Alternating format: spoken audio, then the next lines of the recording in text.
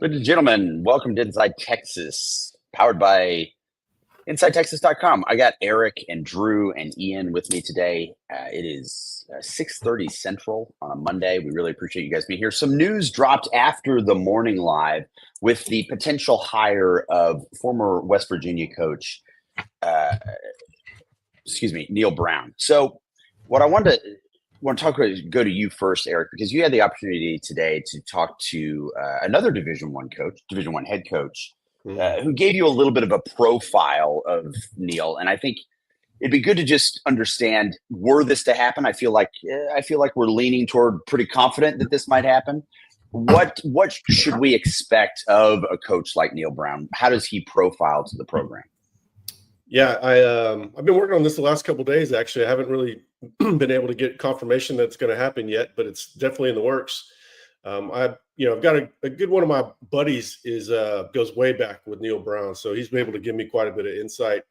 A lot of it's just helping Sark with the day-to-day stuff as far as being his eyes and ears, unbiased. He's going to show up there with zero bias, right? All he's beholden to Sark, giving Sark his honest opinion, honest assessment of the program. That's one. He's very hands-on with special teams. Obviously, if you saw Texas this past year, they lost Joe DeCamillis, and Jeff Banks has been great for a very long part of his career at special teams. I think it's more of just a down cycle for him. He'll be fine, but it can't hurt to have Neal Brown having his eyes on that. Also, a lot of the way that he structures practice. My source said he's excellent at that, as far as getting the most out of his team. Even though he's an offensive guy, he goes through. He looks at it as a team holistically, rather than setting up his side of the ball for success. He's trying to make all three phases of the game work in concert. He did a great job at Troy, and then he did a decent job at West Virginia, a place that's not easy to win at, especially in this day and age. Back in the day when West Virginia could have an advantage on evaluation, they were very good. Now those advantages in valuation are harder to come by. Huddle made it harder, Twitter made it harder, and then NIL made it an even steeper climb for West Virginia. So I think Neal is a damn good coach. He'll probably be a head coach again, and it works both ways. He's going to be able to learn how to manage some of these NIL things from somebody who's been very good at it, in Steve Sarkisian. Yeah, and this seems to kind of lean toward what we saw a lot during the certainly last half of the Saban era at Bama, where he was just kind of stockpiling really excellent coaches in an analyst or assistant type role, where it was a little bit more off the field. You also wrote something today about Coach Neal, and I'm just curious what your thoughts are on this. All right, well, a lot of overlap with what Eric just said. I think it is important to note, like the guy that was like 6 and 7 a bunch of times at West Virginia doesn't seem like an exciting hire. But there's a big difference between being a head coach and trying to win at West Virginia and then being an analyst at Texas. That's a much more narrow range of duties. And it'd be shocking if he didn't have a ton of potential insights to offer Sark, just in program building, off-season development, game planning. If you just said, "Hey, go game plan these opponents for us," we run these offensive schemes primarily, he's going to be a major asset there. I think maybe another one that's maybe a little more subtle is that he was very good at picking defensive linemen out of the South from the ranks of 3-star players. And it was shocking how consistently they would have really pretty good, even future NFL defensive tackles at West Virginia while he was there. And part of the reason that Eric was hinting at that he kind of cratered at the end was that they couldn't keep him anymore, because they would go find him and develop him and put him on the field. And then Miami would come in and say, "We'll have that." Georgia would come in, and like Georgia started one of their defensive backs as a starter on the last championship team, or the year after that. And Miami started one of their defensive tackles, and a couple other guys went to the league. So you just imagine him and Kenny Baker doing some evals in the South obviously when Texas can just go get a Justice Terry, that's great. But it's really good to be able to get some developmental 3-stars too and get the right ones. Yeah, when you have a 4-man class, you can't take 4 Justice Terrys. So Right. that third and fourth guy evaluation is extremely important. And there's a million 3-stars to go through, and I think the networks don't do a great job of evaluating defensive tackles. So I mean, there's a lot of meat on the bone, especially in the Deep South. So that talent evaluation is one thing my buddy said, the head coach that knows him well, and also self-scouting, as Ian alluded to, and scouting defenses ahead of him. So I mean, it's just filled with wins. For those of you playing at home, this coach definitely comes from the air raids tree, as it were. But as you pointed out in your article, Ian, what he really became known for was a strong running game and really good defenses. Now, obviously, having Coach Aquina back, I think, is another win for that side of the ball. But if you had to speculate, do you see him being more of a holistic advisor to Sark, or do you see him maybe leaning one way or the other on a certain side of the ball? I would assume he would be like a Paul Christ and help them game plan opponents on offense. But I think if Sark didn't ask him to kind of sort of audit the overall program and the offseason program, then he would be doing himself a disservice. It's not like, I mean, he's your employee. It's not like you have to do what he says. You could even be like, oh, that was dumb. No wonder you got fired. But just to get that input would be valuable, right? It's like you're paying him, might as well do it. Or what about, how would you attack our defense after he goes through spring football, sees what PK and Nansen are up to? How would you attack this defense? I mean, that could help out the defensive coaches for sure. Yeah. One of the big questions sorry, go ahead, Ian. Well, he maintained play calling at West Virginia, much like Sark has at Texas. So even though he's actually kind of similar to Sark in that he's more of an overall program guy than you would think for a play caller. Like he emphasized, we're going to be tough, we're going to play defense, we're going to run the ball, even though he was an air raid play caller. But he's used to the grind of actually designing a game plan and calling it in games. So that's a good background for an analyst. Everybody's distracted now by Drew's new painting. Yeah, Drew's typing furiously because somebody verbally assaulted his baby Bevo over there. I mean, are you calling in from the nursery, Drew? Where are you calling in from? Are you in your bathroom? What's going on? No, this is just a small corner in a larger room at home. But I just brought in some color. In your parlor? Yeah, sounds like an REM song. But I mean, yeah, this is the horn is in the bathroom. A little baby horn back there. Long horns would be too wide for this frame, so we just got the baby horn. No, that's totally fair. Yeah, you got to play the frame to the space. One of the questions that's coming out is Texas. If we're talking about West Virginia, just took the running backs coach. Obviously, now we're talking about the former head coach, bringing him in. This is the question that people are asking. I mean, is this in play? Do we even want this to happen? I saw this on the board a couple of times. What's your take on this, Eric? How do you feel about the running back room, and do we need to bring in the West Virginia running back now that we've got the former head coach and the running backs coach?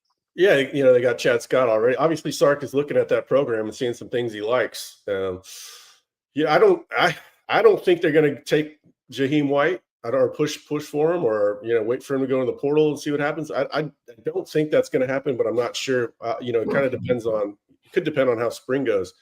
Like I wrote the other day, there's a ton of faith in Jarrett Gibson being the guy this year. And then we already know Trey Wisner sets a floor for the room and does a lot of different things for the program. But I think they're thinking Jarrett Gibson is going to be the breakout volume runner next year. And then, of course, that's still dependent on C.J. Baxter and his health. So you could see quite the competition between Gibson, Baxter, and then not going to give up on Wisner either. That guy's a bull. Yeah. I don't think it's going to happen, but I understand why fans are speculating or hoping it happens. We'll see. Sark definitely likes what's going on. Some of the things that West Virginia for sure maybe likes the running back too. Want to take a quick second to hear from our sponsor, and then we're talking about just exactly what Sark has been doing, is kind of filling the coffers with these coaches and what that might mean moving forward. This video is brought to you by Luxe Kitchen and Bath. Luxe has been offering high-end kitchen and bathroom remodels for 3 generations throughout the greater Austin area.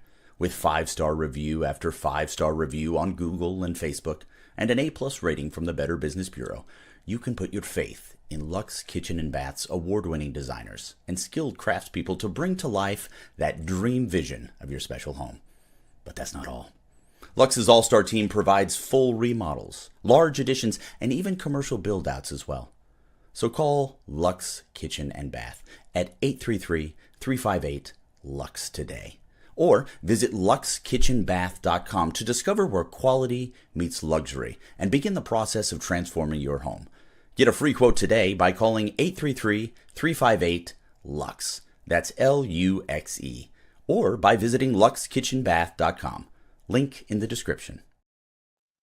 I want to talk about, this is from our friend Jesse Oman is writing this in. He says, it honestly feels like we are getting some upgrades in coaching via development and Sark's trying to enhance the entire program for Arch. I want to talk about this last segment because there seems to be this win now with Arch mentality, whether it's permeating either the board or maybe just the entire atmosphere around the program right now. But these to me are program enhancing hires that go just beyond having Arch there. It certainly helps, but I'd be interested to hear what your thoughts are on this, Eric, because you've certainly heard, obviously being on the board, this idea of like, we must kind of put all our eggs in this basket right now while we have Arch. But to me, this seems like a little bit more of a holistic approach to the program.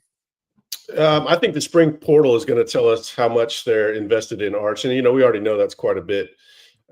Just having Arch in the program is quite the investment itself.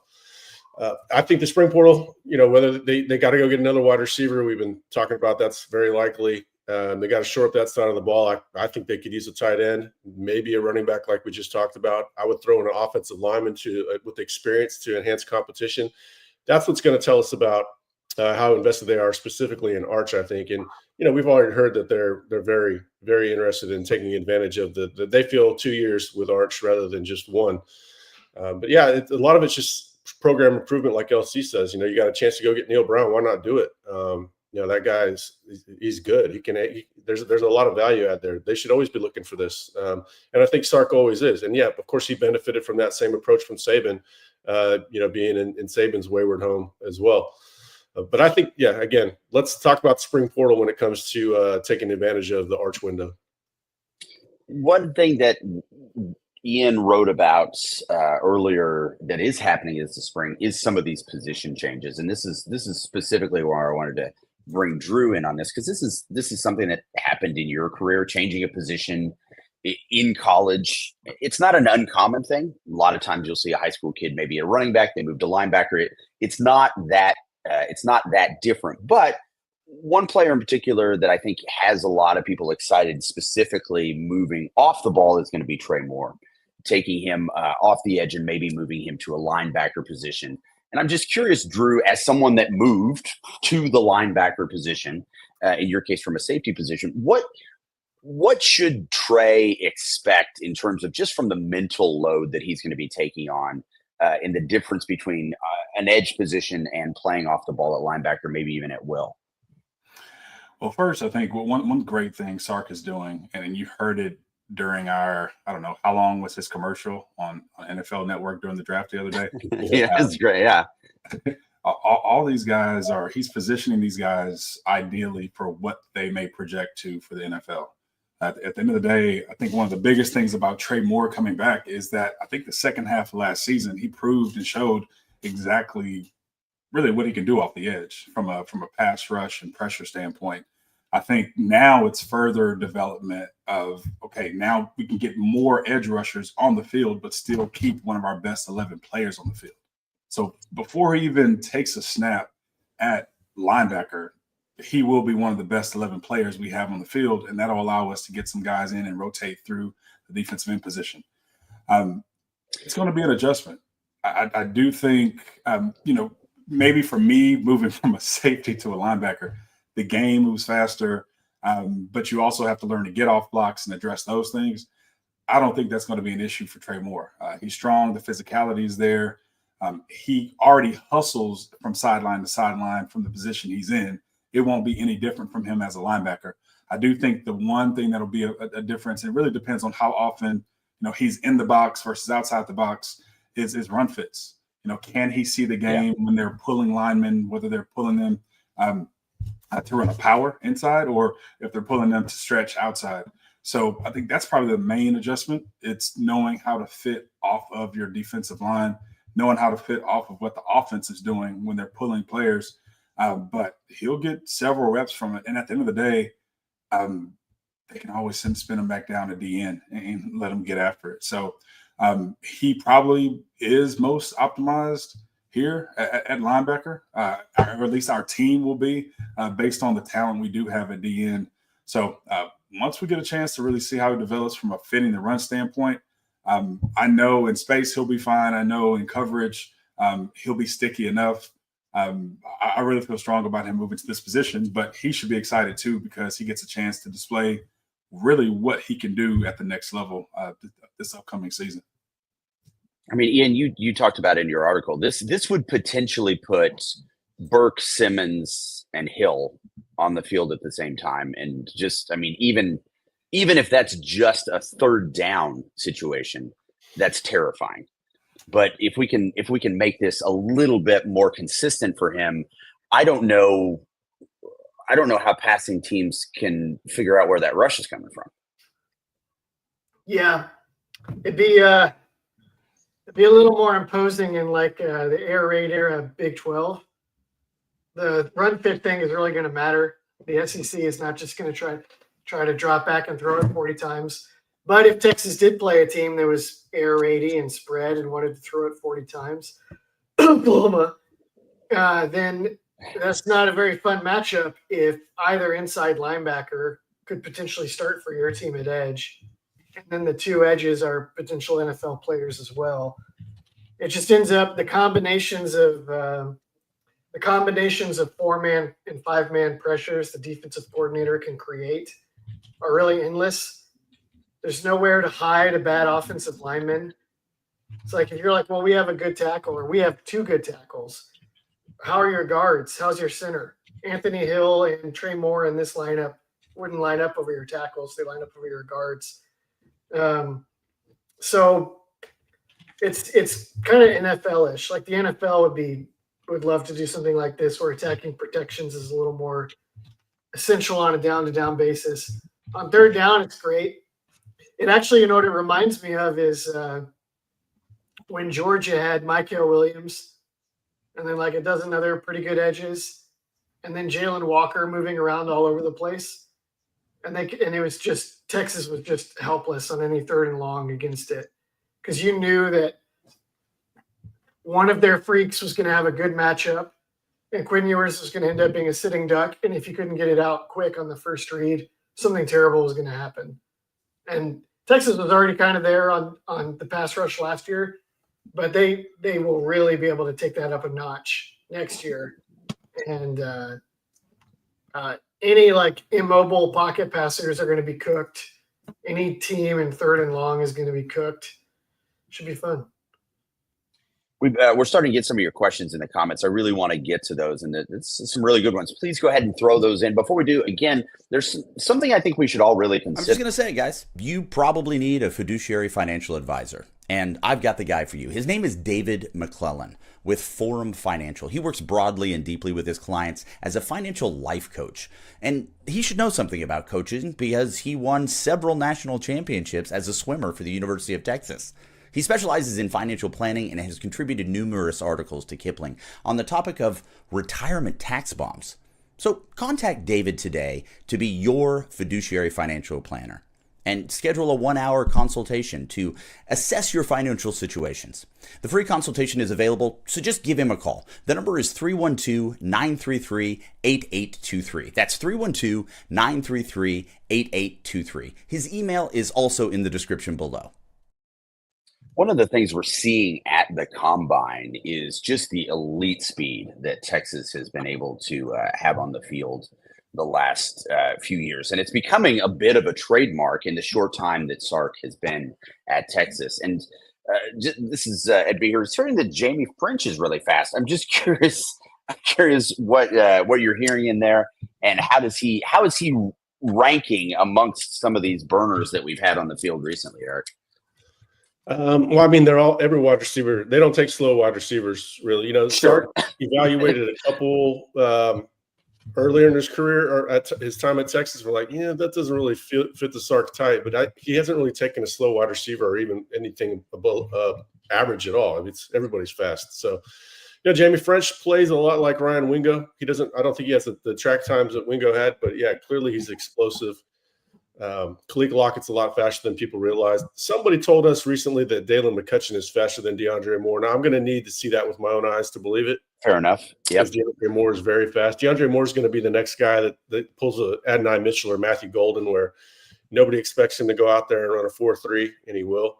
So if Dalen McCutcheon is going step for step with him, that's a very good sign. But yeah, they don't take slow receivers at all. And if they are a little bit on the slower side, then they're probably big. You know, look at they took Isaiah Nair, and you know he didn't work out with him because of the knee injury. That was a Texas guy, a Texas take there for a while, that blew up the combine as well. I mean, there's Nair. I think the thing he was a track guy. He was a track guy in high school, more so than even football. That's how he ended up at Wyoming. I was not surprised by his 40 at all. He was torching Texas DBs the second he got on campus, and we were every single practice real excited. Yeah, mentioned Isaiah Nair, and then he got hurt.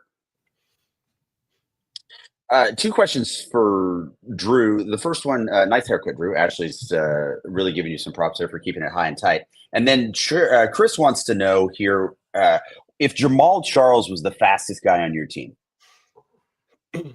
Look at Ian. Yeah. Can we just observe that Ian's gone through this thought process, threw this question over to Drew, and Ian's immediately like, he's literally getting ready to fight you on this, regardless of what you say. He was a world-class hurdler. What's funny, we had a couple guys who ran the 100 in high school and came to college, and they were fast too. They played corner. I mean, I remember Brandon Foster and Ryan Palmer both ran they both ran 4x1, ran hundreds. But Jamal was in pads, running away from people. Yeah, go look at him in the NFL. It's the same thing. If you give him space, he's really, he was one of the fastest people on the team. I'm not sure. Yeah, Jamal was one of the fastest people on the team. RT was up there. Ran once. Jamal was definitely, probably one of the fastest. His speed concerned us more than anybody else's, at least on the offense, for sure. Just go look at when he dominated Nebraska in that fourth quarter. That was just pure speed. Ian, is there anything you'd like to fight Drew over? Well, I was immediately started thinking about guys on the 2005 team, and Charles seems like that might be the right answer, but I just knew that he named a couple. Some of those corners were insanely fast. Huff was actually really fast, and Ramonce Taylor was. I don't know what he would have run at the combine. I don't know if he showed up at the combine or not. He was used to rucking, so once you take the backpack off, he gets even faster. Right. He was quick. He was more explosive than he was just a fast player. Like this dude. His 0 to 60. Yeah. It's different. His acceleration. Yeah, he was fun to watch. Deshaun Hales, was he on those teams too? He was kind of like Ramonce Taylor. He's a little younger. Yeah. They were fast. He was a little younger. I mean, Trevor Gerlin was a punter who was pretty fast too. He and Jamal, I think, went 1 and 2 in the hurdles. Jeez. In state. So I had no idea. Randomly had a punter who was super fast too. One of the fastest guys on the team. Great if he could catch his own punts. That'd be impressive. Charles, though, when he got to the NFL, which is like the ultimate proving ground for angle breaking speed, and Charles would split guys in the NFL all the time, and you just don't see that. So, right. It seems like that probably is the right answer. Could never get an angle on. Drew Could never get an angle on. I just like this question. Who has the most useless type of speed? I don't. It's a broad. It's a broad question. Punter kind of makes a lot of sense there. But who would who would you say has the most useless type of speed? I mean, when Manny was coaching, he had cleats on. He definitely got out there and tried to catch up with people. So maybe your coach having useless speed. I don't know. What are your thoughts on this? Not to Quinn Ewers. If he could get a straight line, Quinn Ewers could kind of surprise you and pull away at times. Yeah, he did last year, not this past year, but the one before, he broke off some pretty long runs. Yeah, but that straight line speed without agility and quickness just doesn't show up very often. So I'd say that's the most useless. Okay, so just straight speed. Straight line speed. Go ahead, Drew. Explain. No, I thought you were going a different angle with that altogether when you said Quinn Ewers. I did too. As in, there are certain guys we don't know how great their speed is because we haven't been able to use it. He had 30-yard touchdown runs in 2023. It showed up. I mean, in the A&M game, he was limping he almost went like 80 on A&M this past year with the bad ankle, because when he hit that straight line down the sideline, he actually didn't he get up to like 20 miles an hour. Yeah, he didn't think he was going to get that block, and he went out of bounds. Yeah. So he had, but just to me, that's what I think of as useless speed, because it manifests like a couple times a year where you see it, and the rest of the time, he didn't look fast if he was like being chased in the pocket or something. I'm thinking more something I used enough. Like when we think about like DeAndre Moore, we keep hearing how fast he is. Like I actually want to see it on the field in the game beyond just schemed open passes that are, vital. So just in practice, he gets open deep. That touchdown from Archie, he beat that guy pretty easily. Or that Georgia, which circles right back to where I thought Ian was going, because who did you say that touchdown was from? Arch. So maybe we'll see more of that this year. Well, we'll see more of that, and we'll see more long runs too, because Arch is gonna run a 4.55, 4.6 at the combine. Moore did have that plant he housed on Georgia where he split the safeties. Mm-hmm. So we got to see it there at least. That mattered to some extent. We got to make Arch was faster than half the safeties when he got to Texas. Now, obviously, they had to reboot that. That was probably the first thing they told him, they had to reboot that safety room, which they did.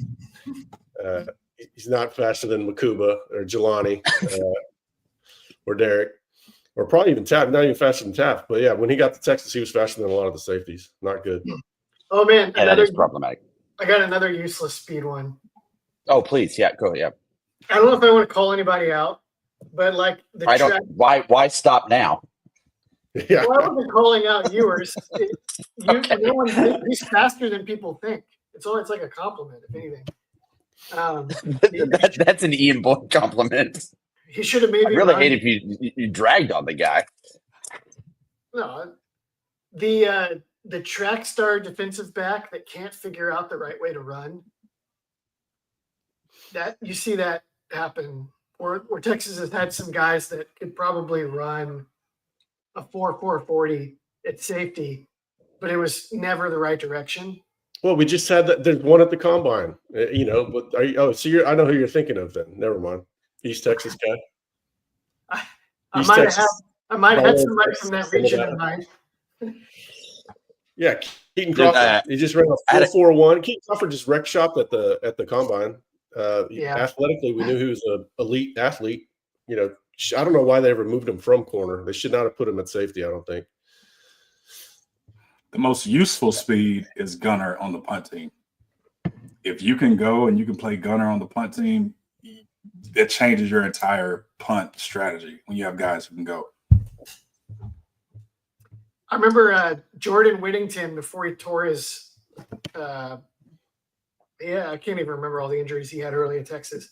But his freshman offseason, all the players were saying he was the fastest guy on the team. And Tom Herman was like, I don't think he's the fastest guy on the team. but he's the same speed in every direction. Yeah. And that really threw guys off because he would come down at an angle and he could move and take a new trajectory so quickly that people couldn't catch him. So that'd be another useful speed. It's just Yeah. Then he ended up being fast. It was always him and Worthy top miles per hour. You know, Texas always measures miles per hour, so it's hard to know exactly what to expect him to run in the combine. But Whittington was legit fast, and then he had his change of direction was insane. That's why he should have played safety. It was on the cards.